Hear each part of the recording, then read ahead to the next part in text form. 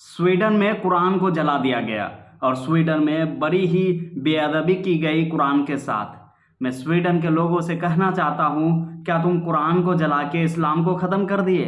इंशाअल्लाह कुरान तो हमें ज़िंदगी भर याद रहेगा और हमें हमेशा कुरान याद है और क़यामत तक याद रहेगा। हर मुसलमान को कुरान याद है। और आप याद रखिएगा, आप एक कुरान को जला दिए तो क्या हो गया? दुनिया में तो लाखों करोड़ों हाफिज़े कुरान है, आप उनको जला दीजिएगा, कभी नहीं इस्लाम को मिटा पाइएगा।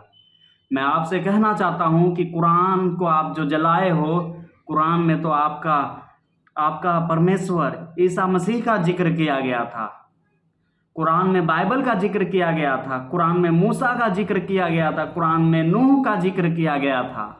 फिर भी आपने कुरान को जला दिया, जो कि कुरान तो कहता था कि ये तीनों धर्म सुलेमानी धर्म है। फिर भी आपने कुरान के साथ बेअदबी की। कुरान ने यहाँ तक कि ये भी कहा कि आपका जो ईसा मसीह है ना, वो हम इस्लाम में भी प्रॉफिट है, वो भी हम लोगों के लिए प्रॉफिट हुआ, उनके लिए जान दे सकते हैं। आपसे ज़्यादा मेरे लिए ज़रूरी है प्रॉफिट। भले ही हम लोग प्रॉफिट मोहम्मद सल्लल्लाहु अलैहि वसल्लम को ज़्यादा मानते हैं, क्योंकि उनके वजह से ही आज हम लोग मुसलमान हैं। आज हम लोग जो मुस्लिम हैं वो प्रॉफिट मोहम्मद के वजह से हैं, इसलिए हम लोग ना प्रॉफिट मोहम्मद के गुण गाते हैं। दुनिया में लाखों पैगंबर आए, लेकिन कोई भी इतना अच्छा से इस्लाम को नहीं फैला पाया था जितना अच्छा से प्रॉफिट मोहम्मद ने फैला दिया।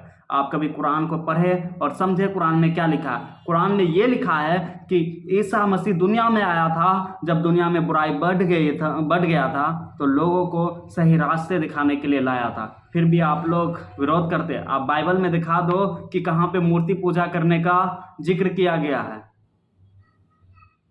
बता दो आप। मूसा अगर कुरान में जिक्र नहीं करता तो हमें पता भी नहीं होता। फिरौन का जब लश्कर उसके पीछे जा रहा था तो वो बीच समुद्र में एक लाठी मारा तो पूरा समुद्र ऐसे फैल गया, रास्ता बदल दिया समुद्र, और वो समुद्र से पार हो गया।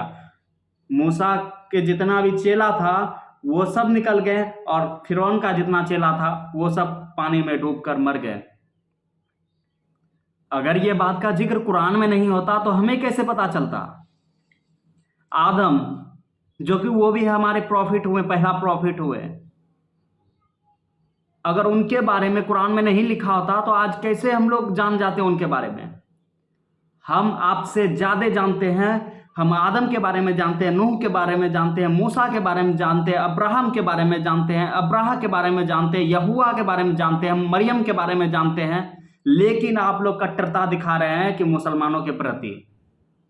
अगर आप जिस भाषा में समझेंगे तो वही भाषा में समझाया जाएगा, क्योंकि मुसलमान भी खामोश नहीं बैठेगा।